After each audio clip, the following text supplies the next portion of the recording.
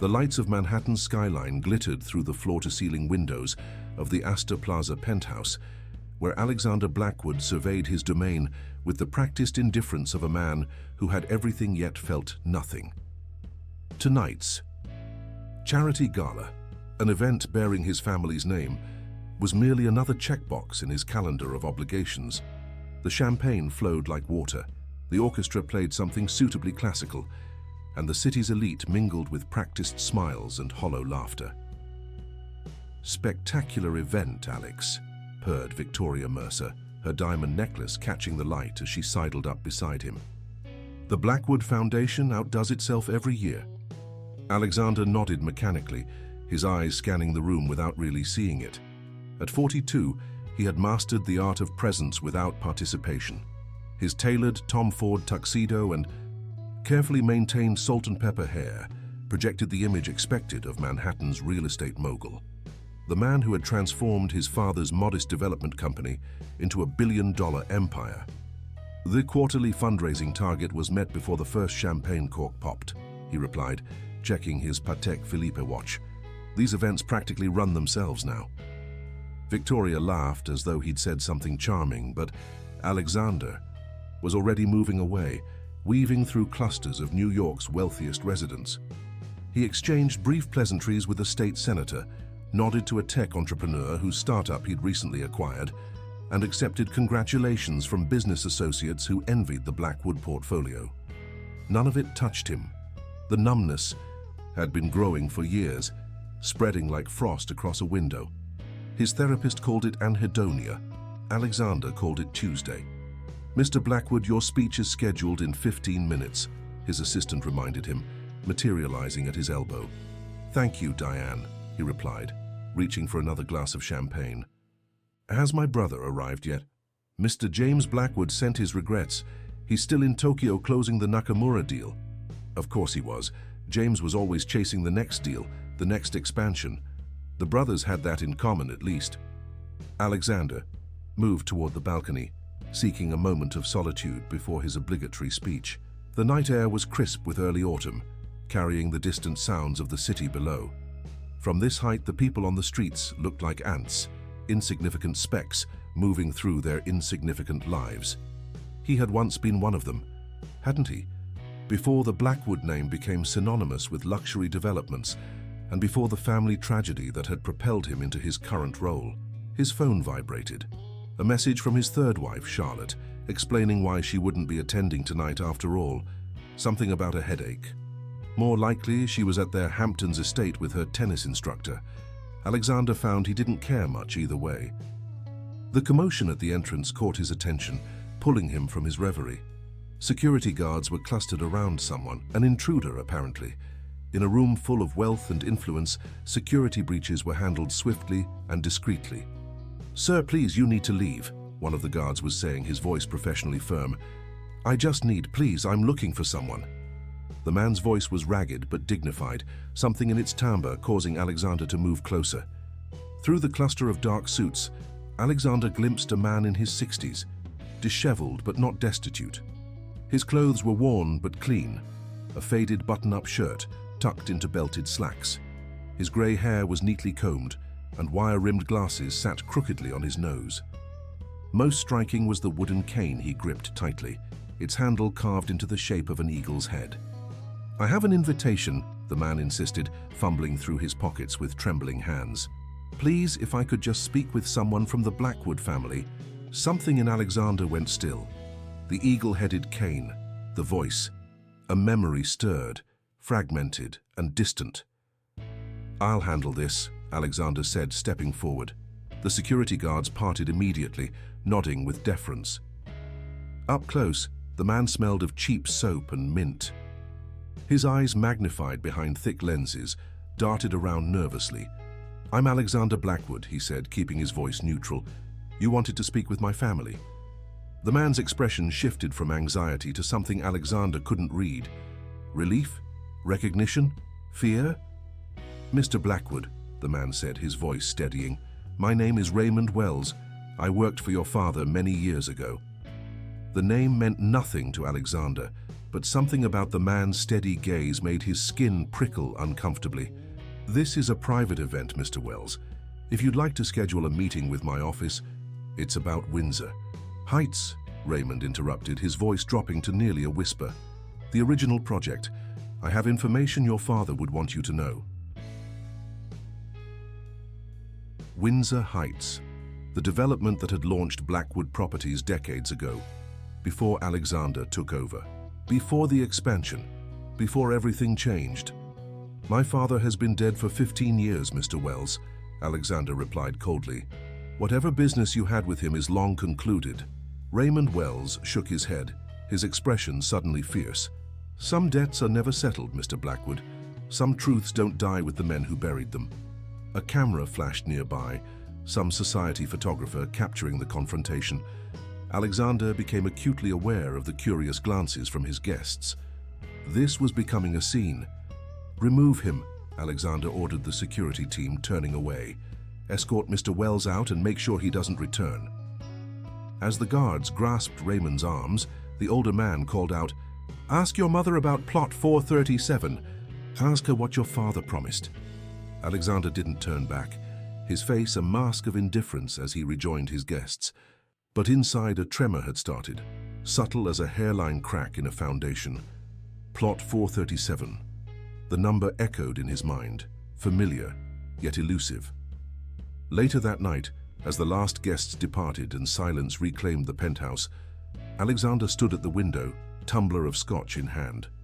The city lights blurred before him as Raymond Wells' words replayed in his mind. Beyond the glass, a storm was gathering, lightning occasionally illuminating the skyline like a flashbulb, capturing moments in stark relief. He pulled out his phone, hesitated, then dialed a number he rarely used. "Hello, Mother," he said when she answered. "I need to ask you something about Father's old business, about Windsor Heights and plot 437. The silence on the other end stretched so long that Alexander thought the connection had failed.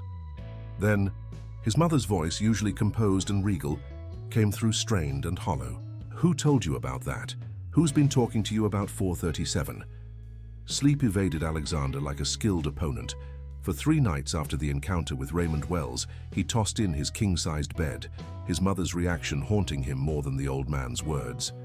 Eleanor Blackwood had always been the epitome of Upper East Side composure, yet the mention of Plot 437 had shattered that veneer instantly. "It's nothing you need to concern yourself with," she had finally said, her voice regaining its practiced calm. "Ancient history, darling. Someone's attempting to extort money from the family, no doubt." The explanation was reasonable, even likely. The Blackwood name attracted opportunists like moths to flame. Yet, Alexander couldn't shake the feeling that he was missing something crucial. Each night he found himself staring at the ceiling of his penthouse bedroom, searching for answers in the shadows. Morning found him irritable and unfocused.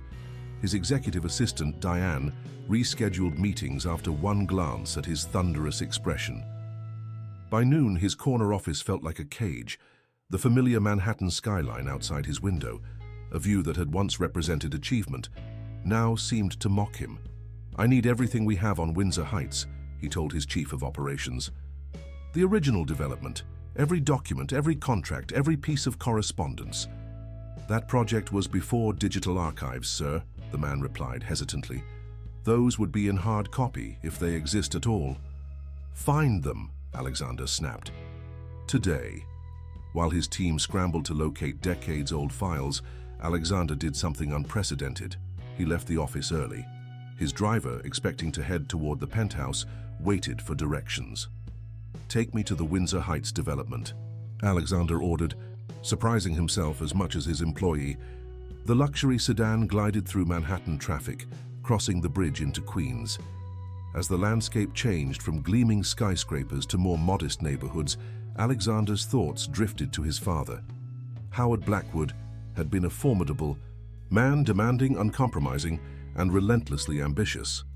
He had built Blackwood Properties from a small development company into a respectable enterprise, laying the foundation for what Alexander would later transform into an empire. Windsor Heights had been his father's first major success, a middle-class housing development that had replaced what was once a struggling neighborhood. Alexander had been a child when it was built, but he vaguely remembered attending the ribbon-cutting ceremony, standing stiffly in an uncomfortable suit while his father shook hands with local officials. The car slowed as they entered the development. 30 years later, Windsor Heights remained a respectable community. Tidy homes with small yards, now matured with established trees and gardens. Children's bicycles leaned against porches. Basketball hoops hung over driveways. It was utterly ordinary, worlds away from the luxury properties that now defined the Blackwood brand. "Drive around the perimeter," Alexander instructed. "I want to see all of it." As they circled the development, Alexander scanned street signs and house numbers, looking for anything marked 437. Nothing seemed to match.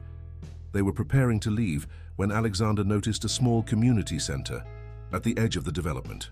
Something about the building tugged at his memory. "Stop here," he ordered.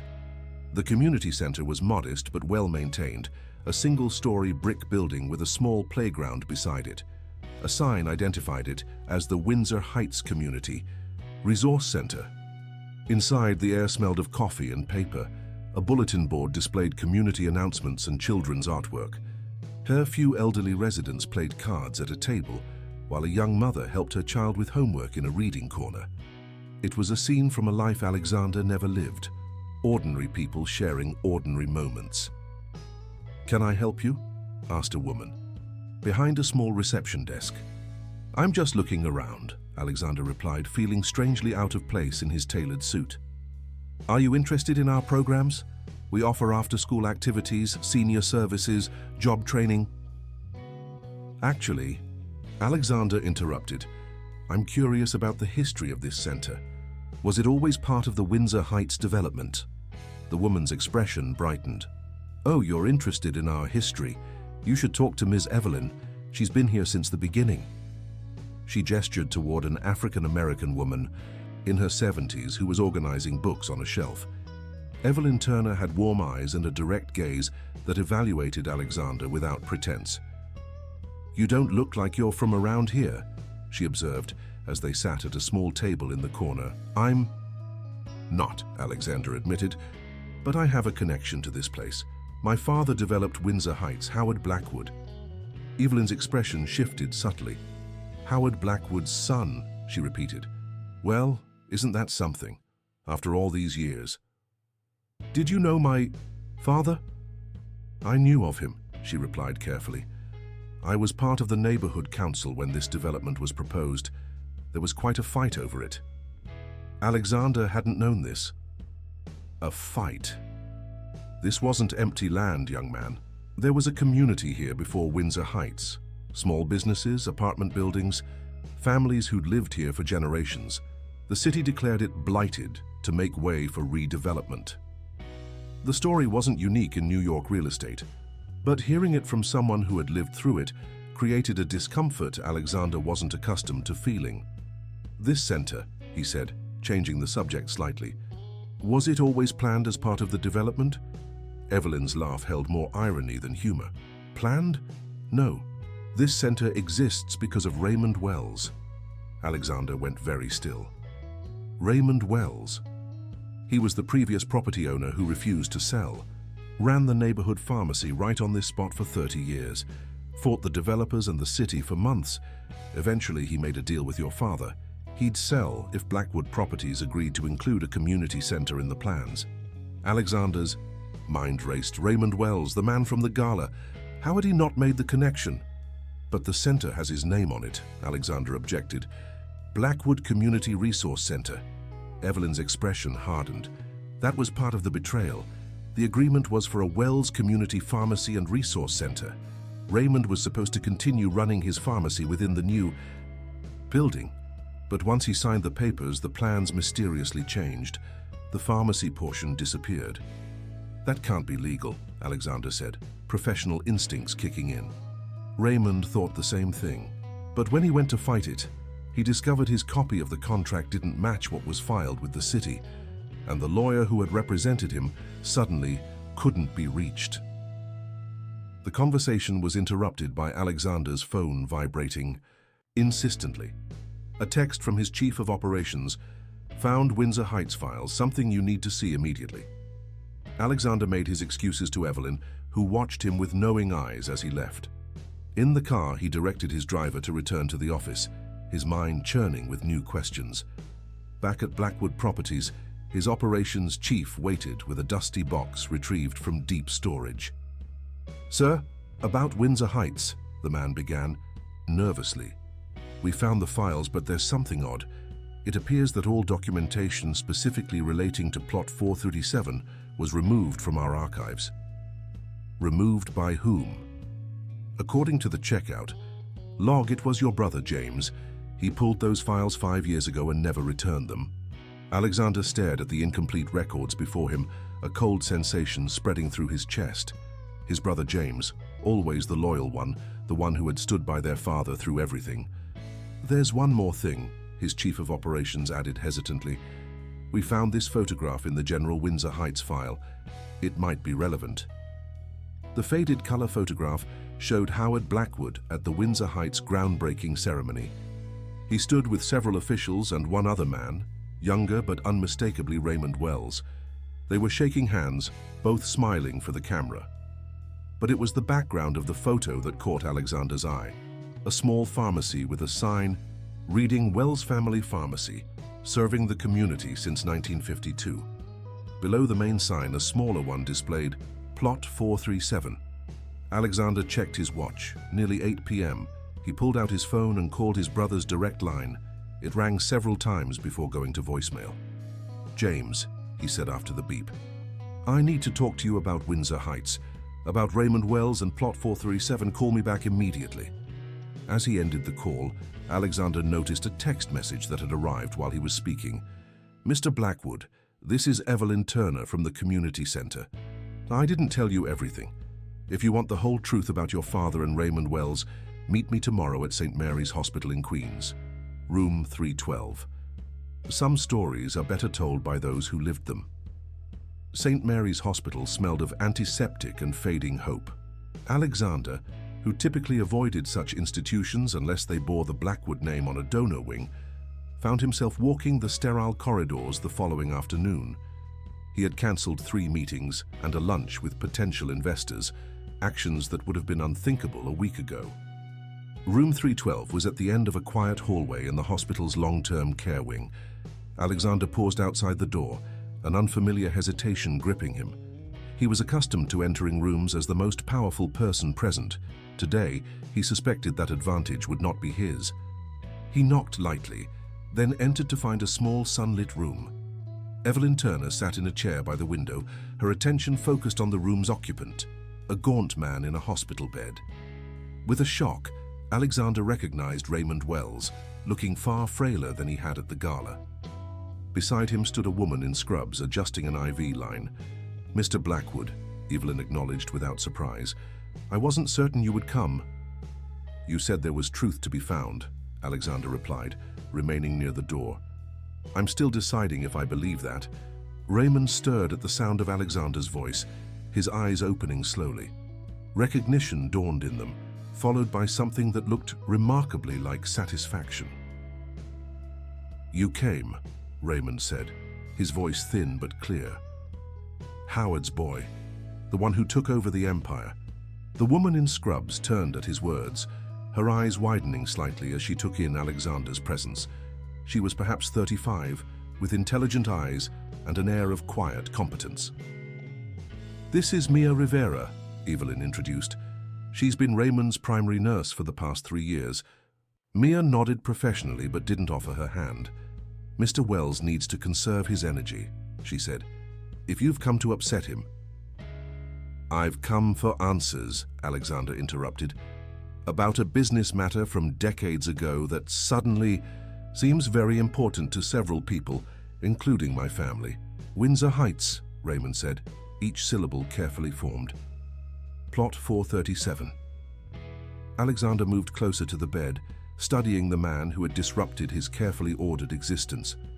In daylight, the resemblance was even more striking, something about the set of the jaw, the line of the brow.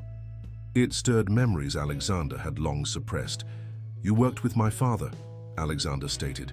Raymond's laugh turned into a cough. Mia immediately moved to his side, offering water, which he waved away. Worked with? No, young man. I fought your father, and lost everything because of it. Raymond, Evelyn cautioned, remember your blood pressure. I'm dying, Evelyn, Raymond replied with surprising directness. Stage 4 pancreatic cancer. I have weeks, not months. Blood pressure is the least of my concerns. Alexander felt a strange jolt at this revelation. Why seek me out now after all these years? Because I thought I was the last one who knew the truth, Raymond replied, until I saw your face at that gala and realized you don't know anything about what your father did, what your family built their fortune on. Outside the window, clouds passed over the sun, momentarily dimming the room.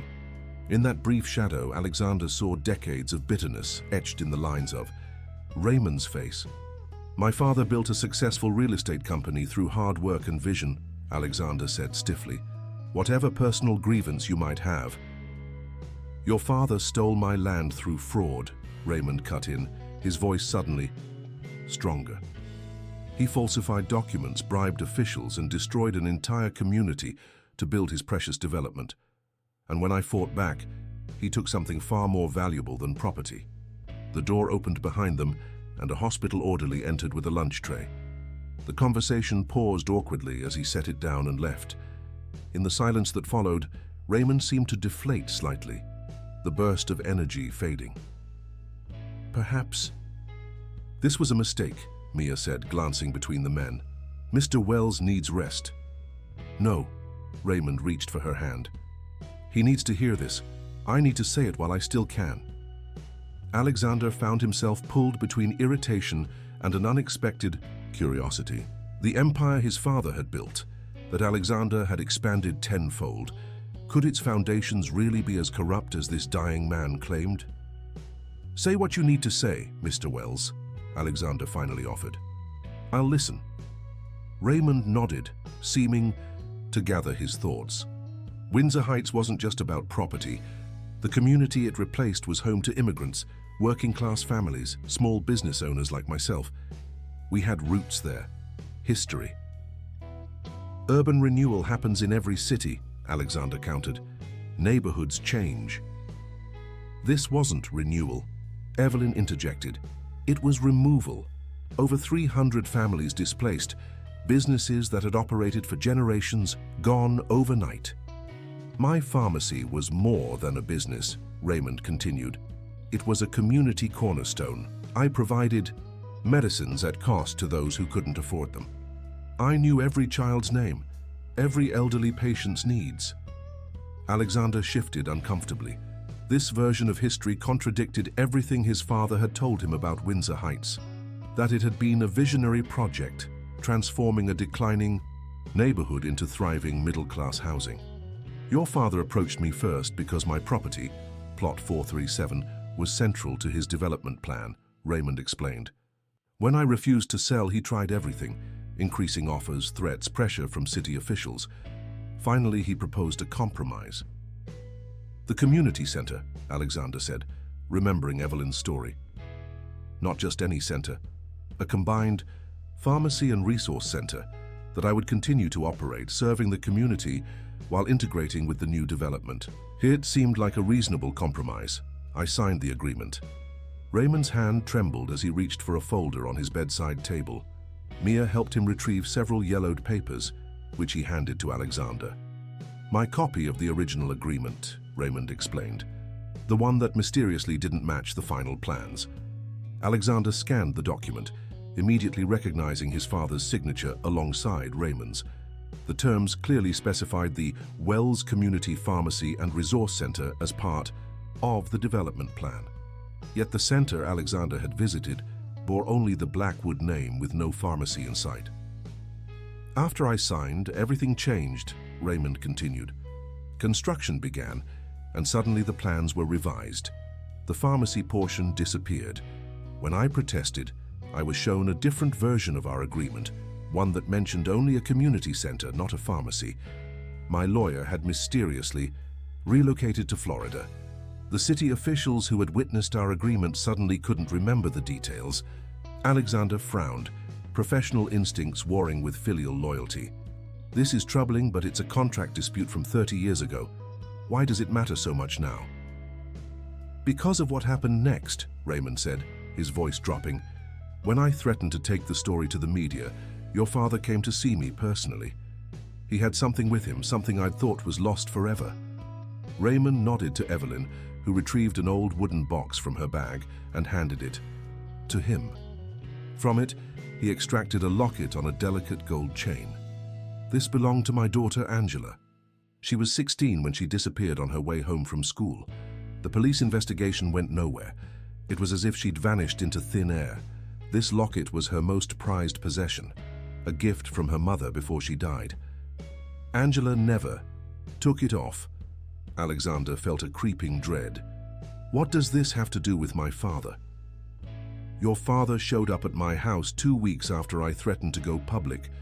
He placed this locket on my kitchen table and said, "Drop the pharmacy matter completely, or next time I'll send something more significant than jewelry." I never saw my daughter again. The accusation hung in the air like a poisonous cloud. Alexander stared at the locket, then at Raymond's face, searching for signs of deception or delusion. He found neither, only the raw grief of a father who had lost his child. That's monstrous, Alexander finally managed. My father was ruthless in business, but he couldn't have... I spent years searching for Angela, Raymond continued as if Alexander hadn't spoken. Drained my savings hiring private investigators, eventually lost my home because I couldn't pay the mortgage, ended up living in a one-room apartment, working minimum wage jobs because no pharmacy would hire someone with my history of mental instability. Mental instability? Alexander questioned. Mia spoke up for the first time. After losing his daughter and his business, Mr. Wells suffered a breakdown. He was institutionalized briefly. The records followed him for years, making it nearly impossible for him to rebuild his life. Alexander's mind raced, trying to reconcile the father he knew, strict but principled, with the villain in Raymond's story. It wasn't just a matter of shady business tactics. This was criminal, evil. "I don't believe you," Alexander said, his voice hollow. "My father was many things, but he wasn't capable of..." The door swung open abruptly, revealing a face Alexander knew all too well, his brother James, breathless as if he'd been running. "Alex, what the hell are you doing here?" James demanded, then froze as his gaze landed on Raymond. "You," he whispered. "How did you find him?" Alexander turned to his brother, confusion giving way to suspicion. "James, how did you know I was here?" James ignored the question, his attention fixed on Raymond. "Whatever he's told you is the ravings of a bitter old man. He's been making accusations against our family for years." "You knew about him?" Alexander asked, the pieces beginning to click into place. "The files you removed from the archives." "I was protecting our father's legacy," James snapped. "Protecting you too, though you've never appreciated it." "Protecting me from what?" Alexander demanded. Before James could answer, Raymond spoke again, his voice suddenly stronger. "He's protecting you from the truth about your birth, Alexander. About why Howard Blackwood would go to such lengths to silence me." The room seemed to tilt around Alexander. "What about my birth?" Raymond's eyes, so familiar, so unsettlingly familiar, fixed on Alexander's face. "Angela Wells didn't just disappear. She ran away with her boyfriend, Howard Blackwood's married son from his first marriage, your father's stepson.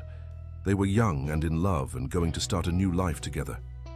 Alexander felt the blood drain from his face as Raymond continued, inexorably. 9 months later, Howard Blackwood presented his wife with a new baby, a child from a distant relative who had died in childbirth. "A child with my daughter's eyes, a child named Alexander." "Enough!" James shouted. "This is exactly why I removed those files. These delusions, these fabrications." "DNA doesn't lie, James," Mia interrupted quietly. "I ran the test myself, last week, using a glass Mr. Blackwood used at the gala." She held out a folder. "Raymond Wells is your grandfather, Alexander, and your mother, his missing daughter, may still be alive. Alexander sat alone in his penthouse, surrounded by the trappings of wealth he had once valued so highly. The panoramic views, the custom, furniture, the priceless art, all of it seemed to mock him now. 3 days had passed since the revelation at St. Mary's Hospital, and his world had not stopped fracturing since. The DNA results lay on the coffee table before him, the clinical language spelling out in irrefutable terms what Raymond Wells had claimed. The genetic markers, the probability statistics, the conclusion. Alexander Blackwood was the biological grandson of Raymond Wells, which meant that Angela Wells, the missing daughter, the girl with the locket, was his mother. Not Eleanor Blackwood, the cold patrician woman who had raised him with designer clothes and emotional distance. Not the woman who had accepted his achievements with measured nods and corrected his posture at dinner parties. The woman he had spent a lifetime trying to please without ever succeeding. Alexander poured another scotch, his third of the evening. The amber liquid caught the light as he swirled it, contemplating how quickly certainty could dissolve. The elevator pinged, announcing a visitor. Few people had direct access to his penthouse: his assistant Diane, his estranged wife Charlotte, and his brother James. Alexander tensed, not ready to face his brother after their confrontation at the hospital. James had stormed out after the DNA results were revealed, his face a mask of fury and something else, fear perhaps. But it wasn't James who emerged from the elevator. It was Mia Rivera, the nurse from St. Mary's, carrying a cardboard box. "How did you get up?" "Here?"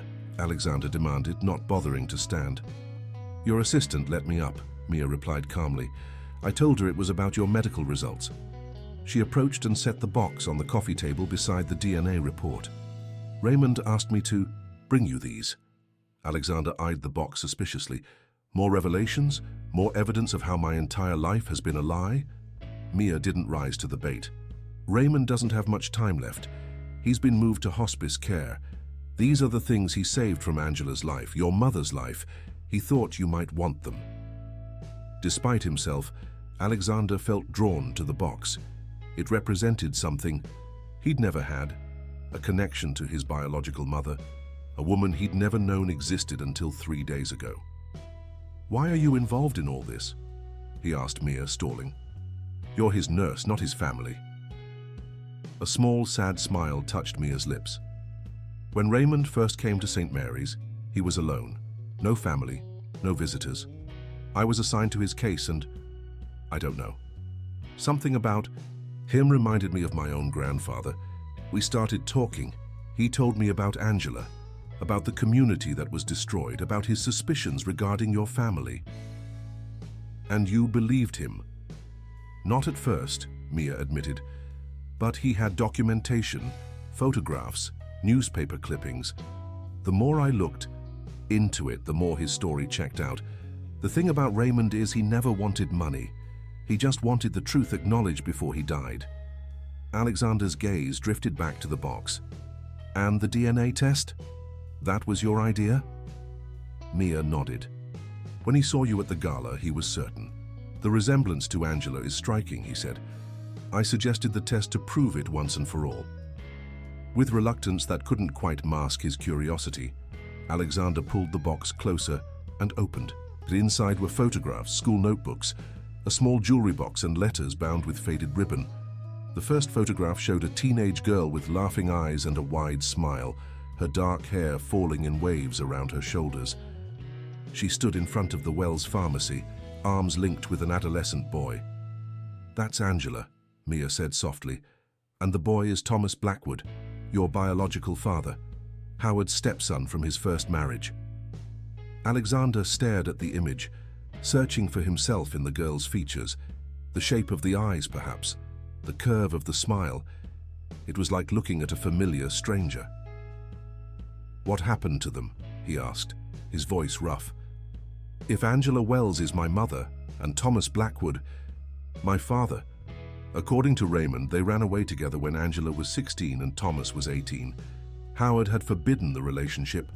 The stepson of a wealthy developer had no business with the daughter of a community pharmacist. But they were in love." Alexander sorted through more photographs, Angela as a child on a bicycle, at a school, a play, helping in the pharmacy. Each image built a life he had never known, a history that had been erased. Raymond lost track of them after they ran away, Mia continued. Then, months later, Howard Blackwood announced that his family had adopted a baby boy, you, from a relative who had died in childbirth. Raymond saw you once at a community event when you were about 2.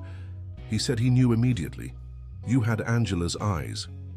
That doesn't explain the locket, Alexander said. If they ran away together, why would my father, Howard, have had Angela's locket? And what happened to Thomas and Angela? Mia shook her head. That's what Raymond has spent decades trying to discover. His theory is that Howard tracked them down, took Angela's locket as proof of her identity, and used it to threaten Raymond when he fought the development deal. And my biological parents, what does Raymond think happened to them? He believes Howard separated them somehow, sent Thomas away, perhaps overseas with family connections. As for Angela, Mia hesitated. Tell me, Alexander insisted.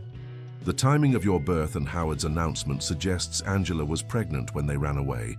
Raymond believes she died in childbirth, just as Howard claimed about the relative. But he has no proof. Alexander reached for another item in the box, a small diary with a faded floral cover. He opened it to find pages filled with a teenage girl's handwriting. Her journal, Mia explained. The last entry is the day before she disappeared. Alexander read the final page. Tomorrow night, Tommy and I leave for good. Dad will be heartbroken, but I'll write to him once we're settled. Mr. Blackwood can't keep us apart anymore. Tommy says his stepfather is furious, but we don't care. We have enough saved for bus tickets to California and first month's rent. Tommy's going to find work in construction, and I can waitress until the baby comes. We haven't told anyone yet, but I'm almost 3 months along. A little. Blackwood Wells baby. I'm scared but so excited. This is the beginning of our real life.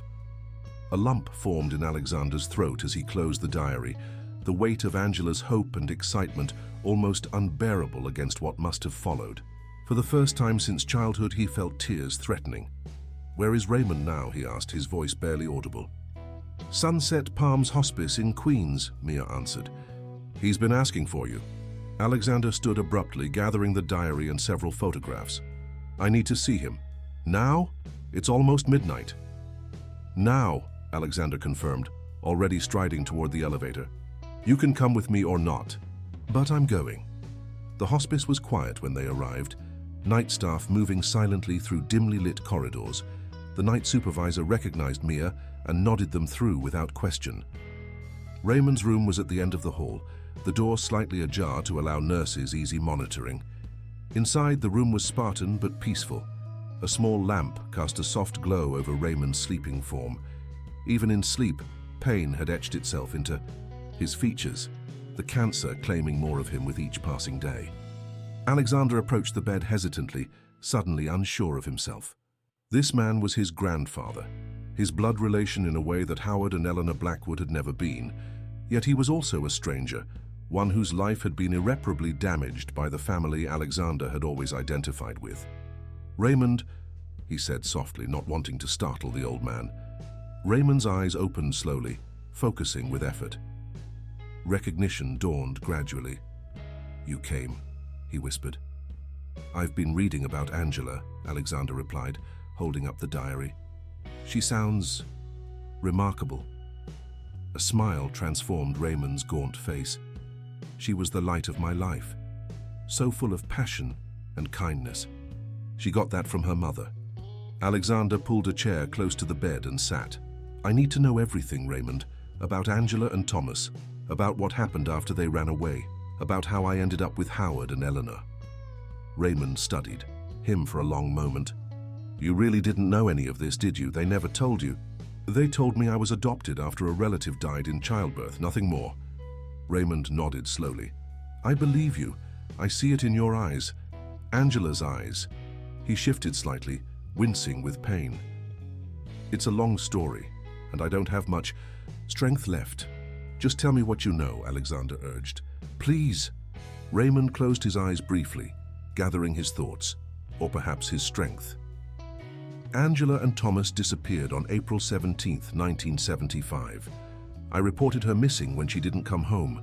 The police found nothing.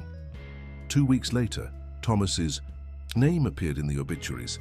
Tragic accident while traveling abroad. No details. He died, Alexander asked, shocked.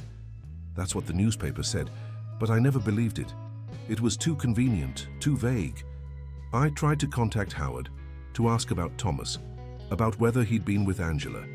His lawyer told me to stop harassing the family or face legal consequences. Alexander's mind raced, piecing together the fragments. And then what? 6 months passed. No word from Angela. Then one morning, Howard Blackwood himself came to the pharmacy. He looked haunted, said he needed to speak with me privately. Raymond's breathing had become labored.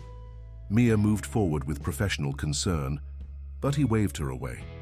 Howard told me Angela had died in childbirth in a private facility in Connecticut. That Thomas had indeed died, in a car accident while rushing to be with her.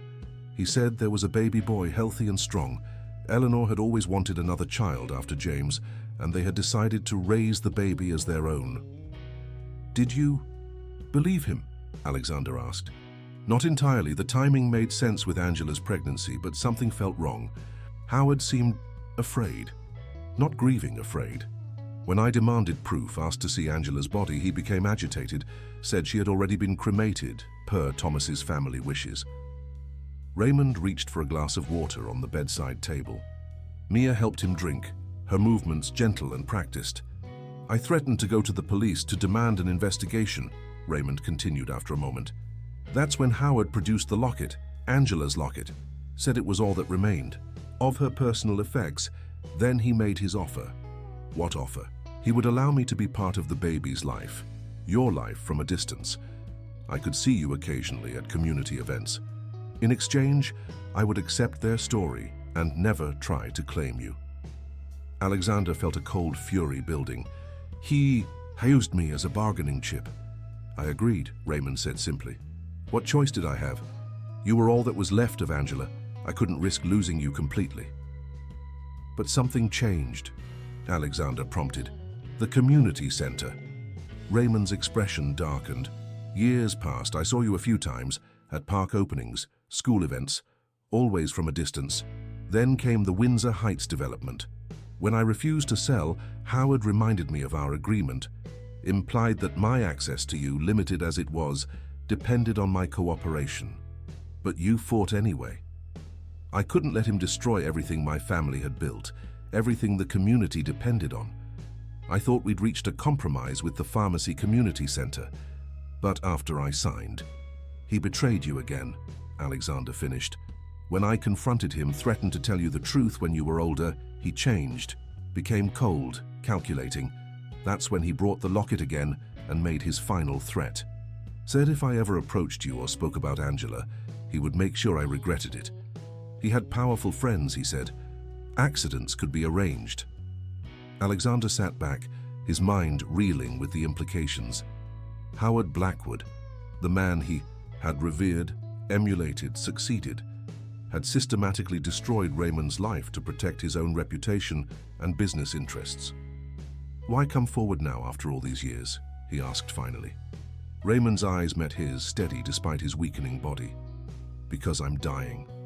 Because the truth deserves to be known. And because I saw in your face at that gala the same emptiness I've carried all these years. The hollowness of living a life built on lies. Outside the window, the first pale light of dawn was breaking over the city. Alexander realized they had talked through the night, Raymond's story unfolding hour by hour as the darkness slowly gave way. I need to know one more thing, Alexander said, leaning closer. You mentioned that Angela might still be alive. What did you mean? The Blackwood Foundation's quarterly board meeting had never seen such tension. Alexander sat at the head of the conference table, his posture rigid, his expression unreadable as the board members and executives filed in. James arrived last, deliberately choosing a seat at the far end of the table, as physically distant from his brother as possible. 2 weeks had passed since Alexander's dawn conversation with Raymond Wells. 2 weeks of private investigators, document searches, and sleepless nights. 2 weeks of avoiding his brother's calls, while pieces of a 40-year-old puzzle gradually locked into place. "Before we begin the regular agenda," Alexander said once everyone was seated, "I have an announcement regarding the leadership structure of Blackwood Properties and the Foundation." James tensed visibly, his knuckles whitening around his pen. "Effective immediately, I am stepping down as CEO of Blackwood Properties and as chairman of the Blackwood Foundation." The room erupted in shocked murmurs. The board members exchanged confused glances while the executives stared at Alexander in disbelief. "This is absurd," James said, standing abruptly. "If this is about those ridiculous accusations from that old man—" "Sit down, James," Alexander commanded, his voice cutting through the chaos. "I'm not finished." To everyone's surprise, James complied, though the fury in his eyes remained undiminished. "I am not abandoning the company," Alexander continued. "Rather, I am restructuring my role to focus on a new initiative, one that will address certain historical oversights in how Blackwood Properties has conducted business." He nodded to his assistant, Diane, who distributed folders to everyone at the table. "These documents outline my proposal for the Wells Community Restoration Project. Blackwood Properties will dedicate substantial resources to revitalizing communities that were negatively impacted by our past developments, beginning with the original Windsor Heights area." The board members flipped through the materials with growing concern. The budget allocation alone was staggering, nearly $50 million for the first phase. "This is company suicide," James objected. "Admitting wrongdoing, throwing money at neighborhoods that were legally acquired decades ago. You're inviting lawsuits, destroying shareholder value." "I'm correcting a wrong," Alexander replied evenly. "One that has poisoned this company from its foundations. Howard Blackwood built this empire on deception and intimidation. I won't allow that legacy to continue." James stood again, his composure fracturing. "You have no proof of any of this. Just the ravings of a dying old man who's been carrying a grudge for 40 years. "I have proof, James. More than enough." Alexander opened his own folder and extracted several documents. Financial records showing payoffs to city officials during the Windsor Heights development. Correspondence between Howard and his lawyers discussing how to circumvent Raymond Wells' contract. Police reports that were mysteriously buried. Regarding Angela Wells and Thomas Blackwood. He slid the papers across the table toward the board members. And most damning of all, Howard's private journals, which detail exactly how he separated two young people in love, covered up at least one death and used a baby, me, as leverage to silence a man whose life he had systematically destroyed. The color drained from James's face. "Where did you get those?" "From our family attorney, the same one who executed Howard's will. He's been keeping these documents in a separate trust, with instructions to release them 5 years after Eleanor's death." "Eleanor isn't dead," one of the board members pointed out hesitantly. "No," Alexander agreed, "but she's not well." The attorney felt that given the circumstances and my direct inquiry, the information should be released now. James collapsed back into his chair, the fight visibly draining from him. "You'll destroy everything," he whispered. "Everything Father built, everything we've worked for." "Not destroy," Alexander corrected. "Transform. The Blackwood name can stand for something better than ruthless development and profit at any cost." He turned to address the full board. "I recognize that some of you may choose to resign rather than support this new direction. I understand and will accept those resignations without prejudice. For those who stay, I promise that while our methods will change, our commitment to excellence and responsible growth will not." The meeting that followed was tense but productive. By the end, Alexander had secured tentative support from a majority of the board, though several members remained openly skeptical. James sat in stony silence throughout, neither participating nor walking out.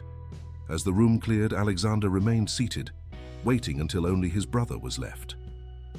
"You knew," Alexander said quietly once they were alone. "You knew everything." James wouldn't meet his eyes. "Not at first. I was only 10 when Howard brought you home. I believed the story about the distant relative just like everyone else. But you learned the truth eventually. James nodded reluctantly. When I was in college, I found some papers in Howard's study, correspondence about Angela Wells. I confronted him and he told me everything. And you chose to protect his secrets, Alexander said, the words heavy with disappointment rather than accusation. I chose to protect the family, James corrected, to protect you. What good would it have done to tell you? To let that old man fill your head with his version of events? Howard made mistakes, terrible ones, but he gave you a life of privilege, opportunity. He stole my life, Alexander interrupted, my true identity, my connection to my real family. He used me as a weapon against my own grandfather. James had no answer for that. Did Howard kill Thomas Blackwood? Alexander asked bluntly. The question had haunted him since his conversation with Raymond. James flinched. I don't know, he never said explicitly and I never asked. The official story was a car accident in Europe. And Angela? My mother? A long silence stretched between them. Finally, James spoke, his voice barely audible. Howard told me she died, in childbirth, just as he told Raymond. But what? There were never any records. No death certificate, no hospital documentation. Just Howard's word. Alexander leaned forward. Do you think she could still be alive? The flash of panic in James's eyes told Alexander everything he needed to know. Where is she, James? I don't know, James insisted, but the slight tremor in his voice betrayed him. Alexander stood and walked to the window, looking out over the Manhattan skyline that had once represented everything he valued. Now it seemed like a glittering distraction from what truly mattered. I've hired investigators, he said without turning around. They're very thorough. If Angela Wells is alive, they'll find her. If Howard was responsible for Thomas Blackwood's death, they'll uncover that, too. And then what? James asked, a note of desperation in his voice. You'll drag the Blackwood name through the courts, through the media. Everything Howard built, everything we built, will collapse. Alexander turned to face his brother. Then, help me, James. Tell me what you know. Help me find the truth so we can make amends properly, privately, if possible. The plea hung in the air between them, a lifeline Alexander wasn't sure his brother would grasp. James's expression wavered between fear, anger, and something that might have been remorse. Riverbrook, he said finally, the word barely a whisper. What? Riverbrook Treatment Center, upstate. It's a private psychiatric facility, very exclusive, very discreet. Alexander felt his heart stutter. Are you saying... James nodded slowly. Howard established a trust to pay for long-term care. The patient is registered under the name Mary Smith. She's been there since 1976. The implications crashed over Alexander in waves. Angela Wells, his mother, had been alive all these years. Institutionalized, hidden, away, her identity erased.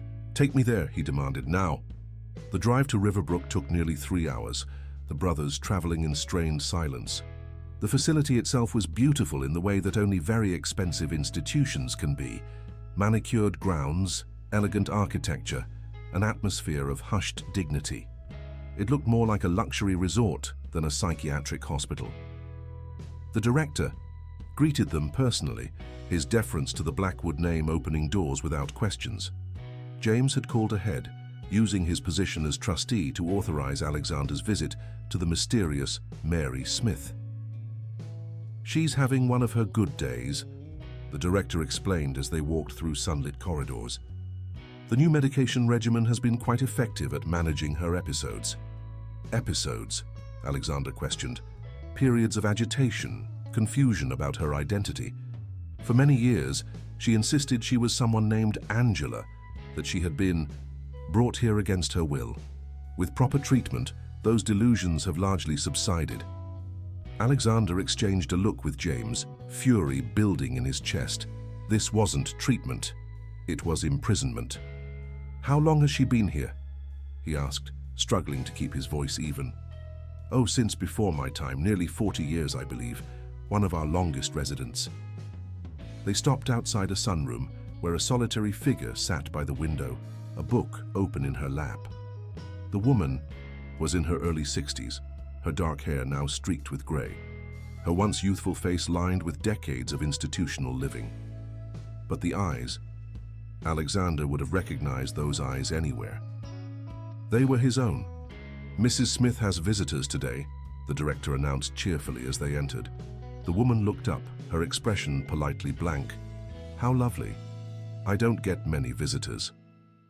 "I'll leave you to get acquainted," the director said, withdrawing discreetly. Alexander approached slowly, his heart hammering.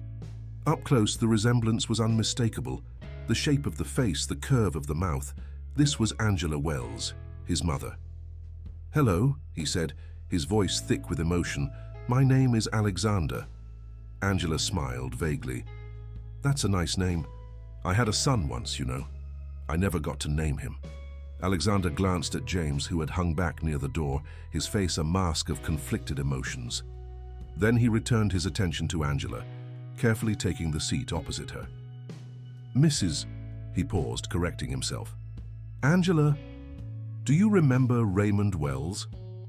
Her eyes widened slightly, a flash of something, recognition, fear, crossing her features.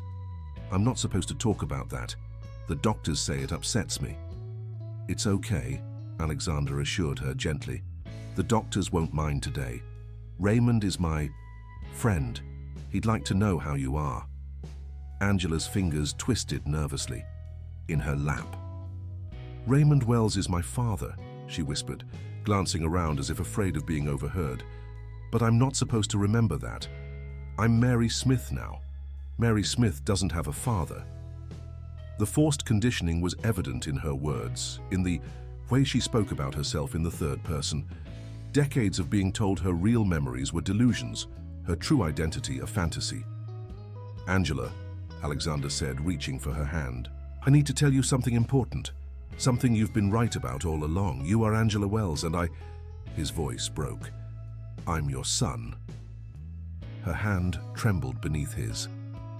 "No," she said, but uncertainty had crept into her voice. "My baby was taken. Howard said he died." "Howard lied," Alexander said gently. "He took your baby, me, and raised me as his own. He put you here to keep you from telling anyone what happened." Angela stared at him, searching his face with growing intensity. Her fingers reached up hesitantly, hovering near his cheek. "You have my eyes," she whispered. "Yes," Alexander confirmed, tears threatening. "And your smile, I think." Something broke in Angela then, a dam of 40 years of suppressed truth. Tears spilled down her cheeks as her hands moved to cup Alexander's face, trembling but determined. "My baby," she breathed. "My son." Alexander gathered her into his arms as she began to sob, her thin shoulders shaking with the force of decades of loss and longing. Over her head, his eyes met James's, accusation meeting guilt in silent confrontation. "I'm taking you home," Alexander promised his mother, "to see your father, to live the life that was stolen from you." Angela pulled back, sudden fear in her eyes. "Howard won't allow it. He'll be angry." "Howard is dead," Alexander told her gently. "He can't hurt you anymore. No one can."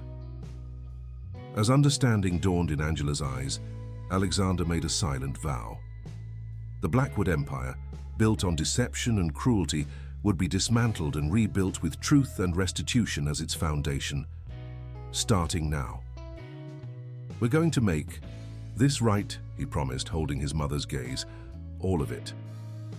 1 year later, Alexander stood at the podium in front of the newly constructed Wells Community Center in Queens. The autumn sunshine bathed the crowd in golden light as he surveyed the faces before him. Residents from the original Windsor Heights neighborhood, current community members, employees of Blackwood Properties, and media representatives all gathered for the dedication ceremony. His mother, Angela, sat in the front row, her hand clasped in Raymond's. The past year had worked wonders for both of them. Angela, free from the chemical restraints and institutional confines of Riverbrook, had blossomed. The confusion and fear that had marked her features gradually gave way to clarity and purpose. Reconnecting with her father had accelerated her healing. Their reunion 6 months ago had been both heartbreaking and healing. Decades of separation dissolved in tears and embraces. Raymond, defying his doctor's prognoses, had rallied once Angela returned to his life. The aggressive cancer had not disappeared, but it had stabilized enough to grant him precious months with his daughter and grandson. His frail body remained in a wheelchair, but his eyes shone with a vitality that belied his physical condition. Next, to them sat Mia Rivera, no longer just Raymond's nurse, but the newly appointed director of the center's free medical clinic. Her unwavering support through the tumultuous past year had evolved into something deeper. Alexander found himself increasingly drawn to her compassion, her integrity, and her unflinching commitment to what was right. The tentative romance blossoming between them was still private, but he could feel her supportive gaze as he prepared to address the crowd. Conspicuously absent was James. After the truth about Angela had been revealed, after the full extent of Howard Blackwood's deception became clear, James had resigned from Blackwood Properties and disappeared to Europe. Alexander had heard rumors of his brother's whereabouts, London, then Paris, most recently Switzerland, but they had not spoken since that day at Riverbrook. The breach between them remained unhealed, perhaps unhealable. Eleanor Blackwood had also retreated from view, sequestering herself in the family's Hamptons estate after a brief, disastrous confrontation with Alexander and Angela. Her coldness had been revelatory, not the shock of a woman who had been deceived alongside her husband, but the practiced indifference of one who had always known the truth and chosen comfort over conscience. Her parting words, "Howard did what was necessary to protect this family," had severed Alexander's last emotional tie to the woman who had raised him without warmth or honesty. Now, as the crowd settled, Alexander stepped up to the microphone. The journey from Manhattan power broker to a man confronting generational wrongs had transformed him in ways visible to everyone who knew him. The tailored suits remained, but the hardness in his eyes had softened. The ruthless pursuit of profit had been replaced by a deliberate effort to balance prosperity with human dignity. "Thank you all for being here today," he began, his voice carrying across the assembled crowd. "The dedication of the Wells Community Center represents more than just the opening of a building. It marks the beginning of a new chapter for this community and for the Blackwood organization."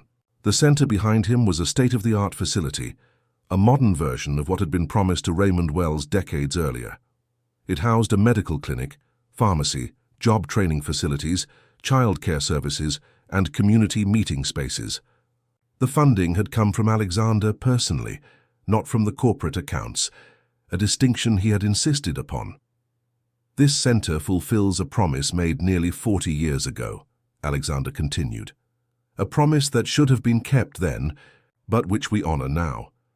It bears the Wells name in recognition of Raymond Wells, whose pharmacy once stood on this very spot and served as the heart of the original neighborhood." Raymond acknowledged the mention with a small nod, his eyes bright with unshed tears. "Some of you know the personal journey that led to this moment," Alexander said, his gaze moving to his mother and grandfather. "A journey of discovery, of painful truths, and ultimately of reconciliation.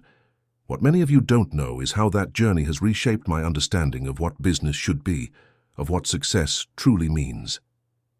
He paused, remembering the man he had been just a year. Successful by every conventional measure, yet hollow inside.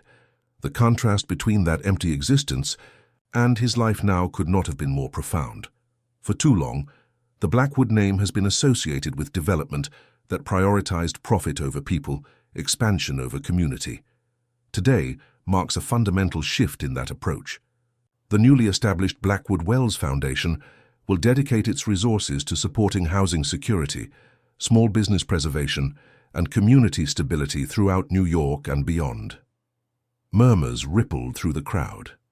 The announcement of the new foundation, merging the Blackwood wealth with the Wells values, was news even to many of Alexander's executives. "This isn't about charity," he clarified. "It's about justice.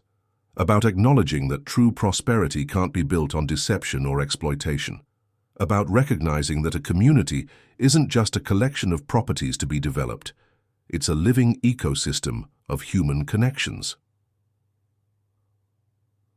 Alexander stepped away from the prepared remarks on the podium, choosing instead to speak directly from the heart. A year ago, I would have told you that success was measured in square footage acquired, in properties developed, in profit margins expanded. I believed that the Blackwood legacy was one of visionary business acumen. I was wrong on all counts. He gestured toward Raymond and Angela. My true legacy sits right here, not in buildings or balance sheets, but in the courage of a man who fought for his community and never stopped searching for the truth, in the resilience of a woman who endured decades of injustice, yet emerged with her capacity for love intact. Alexander's voice grew stronger, more certain. I can't undo the past. I can't restore the years that were stolen or rebuild what was lost. But we can, create a future that honors those losses by ensuring they don't happen again. The crowd's response was immediate and genuine, applause rippling through the assembled community members. Even some of the Blackwood executives, initially skeptical of Alexander's radical change in direction, seemed moved by the sincerity of his words. As the ceremony concluded, Alexander joined his mother and grandfather, kneeling beside Raymond's wheelchair. "How are you holding up?" he asked, noting the older man's pallor beneath his smile. "Couldn't be better," Raymond insisted, though the effort of the day was clearly taking its toll. "I never thought I'd live to see this, Alex, to see the well's name restored, to have my daughter back, to know my grandson." Angela squeezed her father's hand. "We should get you home to rest, Dad." The word home had taken on new meaning in recent months. The three of them now shared a brownstone in Brooklyn, a compromise between Alexander's preference for Manhattan and Raymond's love for the outer boroughs. It was a home in the truest sense, filled with photographs, shared meals, and the gradual healing of wounds that had once seemed irreparable. Later that evening, after Raymond had been settled into bed, Alexander and Angela sat on the brownstone's small rear garden patio. The city sounds were muted here, the autumn air crisp with the promise of changing seasons. "You did well today," Angela said, her voice stronger than it had been months ago. The psychiatric drugs had been gradually reduced under proper medical supervision, allowing her true personality to emerge. She was quieter than her father, more reflective, but with flashes of the passionate young woman she had once been. "I meant every word," Alexander replied, though the board nearly had collective apoplexy when I outlined the full scope of the Foundation's work. Angela smiled. "They'll adapt or they'll leave. Either way, you're doing the right thing." "I keep thinking about Thomas," Alexander said after a moment. The mystery of his biological father remained unresolved. The investigators had confirmed the official story, a car accident in Switzerland, but questions lingered about the circumstances. Whether Howard had directly orchestrated Thomas's death or merely seized the opportunity it presented remained unclear. "He would be proud of you," Angela said softly. "He was so excited about being a father. Even at 18, he talked about the kind of parent he wanted to be, present, supportive, nothing like his stepfather." Alexander felt the familiar ache that came with these glimpses of the parents who should have raised him, the life that should have been his. "Tell me more about him," he requested, as he often did in these quiet moments. Angela's eyes took on the distant look they always held when she spoke of Thomas. "He was kind, not weak. He stood up to Howard more than once, but fundamentally kind. He couldn't bear to see anyone or anything suffer. He once spent an entire day rescuing baby birds that had fallen from a nest, rigging up a makeshift platform to get them back to safety." Alexander smiled, collecting these pieces of his father like precious stones, building an image of the man he had never known. "And he was funny," Angela continued, "not the sarcastic kind of humor that's really just disguised cruelty. He found joy in little things and shared it freely. He could make me laugh even on my worst days." The conversation drifted, as it often did, to plans for the future. The medical clinic at the center would be fully operational next month. Raymond had agreed to consult on the pharmacy section when his strength allowed. The first round of small business grants would be awarded before Christmas. "Mom," Alexander said, the word still new enough on his tongue to give him pause, "there's something I've been meaning to ask you about." Angela turned to him, her expression open. "What is it?" "Mia," he said simply. "I've been thinking about asking her to dinner. A real dinner, not just grabbing food while discussing foundation. Business." Angela's smile was knowing. "It's about time. That woman has been good for you and patient too. You wouldn't mind? It wouldn't seem disloyal somehow?" "To whom?" Angela asked gently. "To Thomas. He would want you to be happy, Alex. To build a life filled with love." The conversation was interrupted by Alexander's phone. He glanced at it, prepared to ignore the call, then froze when he saw the name on the screen. "It's James," he said, surprise evident in his voice. "He hasn't called in months." Angela nodded encouragingly. "Answer it." The conversation was brief, James's voice tentative in a way Alexander had never heard before. When he hung up, he sat in silence for a moment, processing. "He's in New York," Alexander finally said. "He wants to meet tomorrow to talk." "Will you go?" Angela asked. Alexander considered the question. The anger he had carried toward his brother had gradually mellowed over the months. James had been as much a product of Howard's manipulation as Alexander himself, though he had made different choices when confronted with the truth. "Yes," he decided. "I'll hear what he has to say." Angela reached across to squeeze his hand. That's how healing happens. One conversation, one choice at a time. The next morning dawned clear and bright. Alexander left the brownstone early, kissing his mother's cheek and checking on Raymond before heading to the small cafe where James had suggested they meet. His brother was already there, seated at a corner table, a cup of coffee cooling before him. The months of separation had changed James visibly. He had lost weight and strands of grey now threaded his dark hair. The confident, slightly arrogant posture that had always characterized him was gone, replaced by something more subdued. "Alex," James said, standing as Alexander approached. "Thank you for coming." Alexander seated himself across from his brother, searching the familiar yet changed face. "Why now, James? Why reach out after all this time?" James looked down at his untouched coffee. "I saw the news about the community center dedication. It was," he hesitated. "It was good. What you're doing there." Alexander waited, sensing there was more. "I've been seeing someone," James finally continued.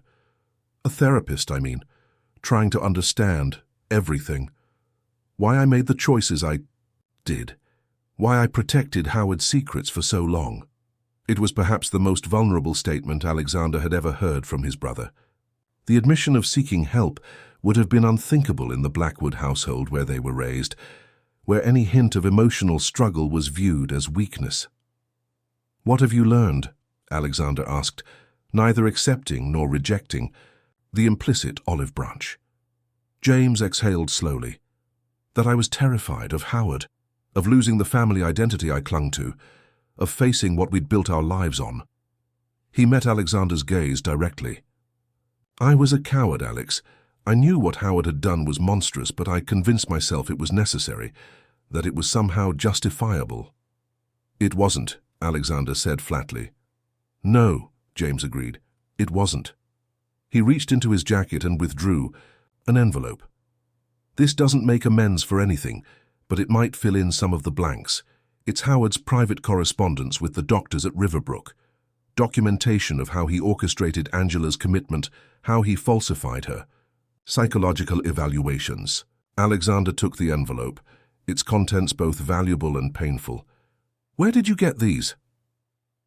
"Howard's safety deposit box. I emptied it after his death. I should have destroyed these papers then, but I couldn't bring myself to do it. Maybe I knew even then that the truth would eventually surface." Alexander tucked the envelope away, promises of both evidence and heartbreak contained within. "I'm not asking for forgiveness," James continued, "or for a place in the new foundation. But I wanted you to know that I'm trying to understand what our father did, what I enabled. And I'm sorry, Alex. Truly sorry." The sincerity in his brother's voice was undeniable. Alexander studied him, seeing beyond the familiar features to the boy who had once been his hero, who had taught him to ride a bike and stood up for him at boarding school. That bond had been warped by Howard's manipulation, but perhaps not destroyed completely. "Angela and Raymond are living with me now," Alexander said after a moment. "Come to dinner sometime, not today, and maybe not this month, but sometime." The offer hung between them, tentative but real. "I'd like that," James replied, a cautious hope in his voice. As they parted ways outside the cafe, the brothers did not embrace, but their handshake held something that had been missing for months, the possibility of reconciliation, however gradual. 2 days later, Alexander sat beside Raymond's hospital bed. The cancer had advanced suddenly, aggressively, confounding the doctors who had believed the disease had stabilized. Angela had stepped out to speak with the medical team, leaving Alexander alone with his grandfather. "Don't look so grim," Raymond said, his voice weak but his spirit undimmed. "I've had more happiness in this past year than in the 40 before it." Alexander took the older man's hand, shocked by how fragile it felt. "You can't go yet. There's still so much to do. The scholarship program for Windsor Heights residents, the pharmacy dedication." Raymond smiled. "You'll handle all that beautifully, you already are." Alexander felt tears threatening. "I need more time with you. We all do. We don't always get what we need," Raymond replied gently. "But I got what I wanted most, to see Angela free, to know my grandson, to see the Wells name restored with dignity." He squeezed Alexander's hand with what little strength remained. "Promise me something." "Anything," Alexander vowed. "Don't let this journey make you bitter. What Howard did was unforgivable, but don't let anger become your legacy. Build something better, something that heals rather than divides." "I promise," Alexander whispered, his voice breaking. Raymond's eyes drifted to the window, where autumn leaves danced in the afternoon light. "Your mother told me about Mia. She's a good woman. Don't wait too long to tell her how you feel. Time is precious, Alex. More precious than any of us realize until it's nearly gone."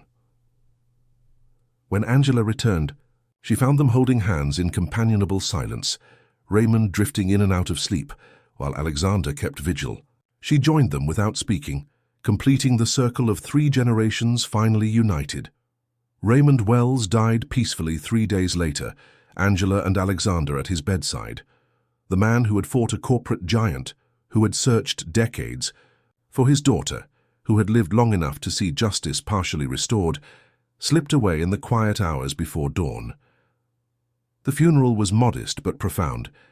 Residents from the original neighborhood came to pay respects, many bringing stories of how Raymond's pharmacy had been a cornerstone of their community, how his kindness had touched their families. Mia stood beside Alexander throughout, her quiet strength a balm for his grief.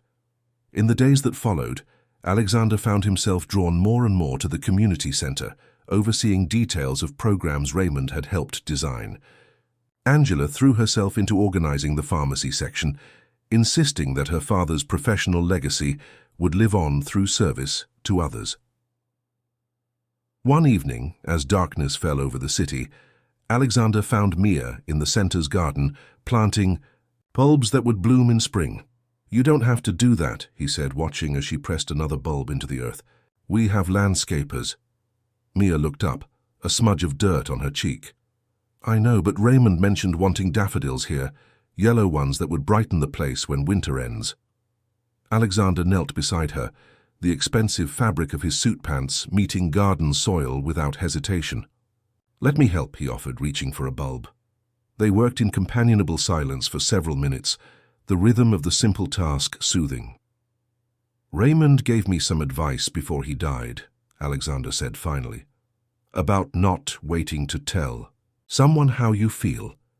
Mia's hands stilled in the soil. "That sounds like him, practical, even at the end."